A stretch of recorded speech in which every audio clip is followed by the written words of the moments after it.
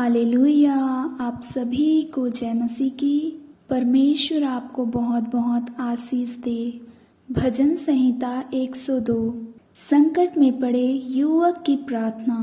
दिन जन की उस समय की प्रार्थना जब वह दुख का मारा अपने शोक की बातें यहोवा के सामने खोल कर कहता हो, हे यहोवा मेरी प्रार्थना सुन, मेरी दुहाई तुझ तक पहुँचे। मेरे संकट के दिन अपना मुख मुझसे ना छिपा ले, अपना कान मेरी ओर लगा। जिस समय मैं पुकारूं उसी समय फुर्ती से मेरी सुन ले, क्योंकि मेरे दिन धुएं के समान उड़े जाते हैं और मेरी हड्डियां लुगदी के समान जल गई हैं। मेरा मन झुलसी हुई घास के समान सूखा हो गया है और मैं अपनी रोटी खाना भूल जाता हूँ। कराहते कराहते मेरा चमड़ा हड्डियों में सट गया है। मैं जंगल के धनेश के समान हो गया हूँ। मैं उजड़े स्थानों के उल्लू के समान बन गया हूँ। मैं पड़ा पड़ा जागता रहता हूँ और गौरे के समान हो गया हूँ, जो छल के ऊपर अकेला बैठता है। मेरे शत्रु लगातार मेरी नाम धराई करते हैं, जो मेरे विरुद्ध की धुन में बावले हो रहे हैं। वे मेरा नाम लेकर शपथ खाते हैं, क्योंकि मैंने रोटी के समान राख खाई और आंसू के समान पानी पीता हूँ। यह तेरे क्रोध और कोप के कारण हुआ है, क्योंकि तूने मुझे उठाया और फिर फेंक दिया है। मेरी आयु ढलती हुई छाया के समान है और मैं आप घास के समान सूख चला हूँ। परंतु हे यहोवा, तू सदैव विराजमान रहेगा और जिस नाम से तेरा स्मरण होता है वह पीढ़ी से पीढ़ी तक बना रहेगा।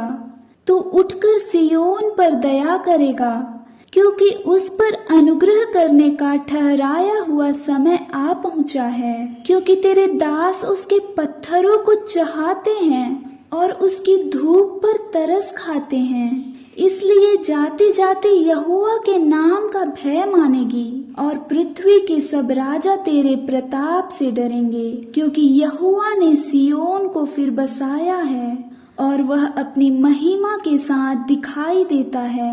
वह लाचार की प्रार्थना की ओर मुंह करता है और उसकी प्रार्थना को तुच्छ नहीं जानता। यह बात आने वाली पीढ़ी के लिए लिखी जाएगी और एक जाति जो सृजी जाएगी वही याह की स्तुति करेगी। क्योंकि यहोवा ने अपने ऊंचे और पवित्र स्थान से दृष्टि करके स्वर्ग से पृथ्वी की ओर देखा है, ताकि बंदियों का कराहना सुने और घात होने वालों के बंधन खोले और सियोन में यहोवा के नाम का वर्णन किया जाए और यरूशलेम में उसकी स्तुति की जाए। यह उस समय होगा जब देश देश और राज्य राज्य के लोग यहोवा की उपासना करने को इकट्ठा होंगे। उसने मुझे जीवन यात्रा में दुख देकर मेरे बल और आयु को घटाया। मैंने कहा, हे मेरे ईश्वर, मुझे आधी आयु में ना उठा ले। मेरे वर्ष पीढ़ी से पीढ़ी तक बने रहेंगे। आदि में तूने पृथ्वी की नींव डाली और आकाश तेरे हाथों का बनाया हुआ है। वह तो नष्ट होगा, परंतु तू बना रहेगा, और वह सब कपड़े के समान पुराना हो जाएगा। तू उसको वस्त्र के समान बदलेगा, परंतु तू वही है और वह बदल जाएगा।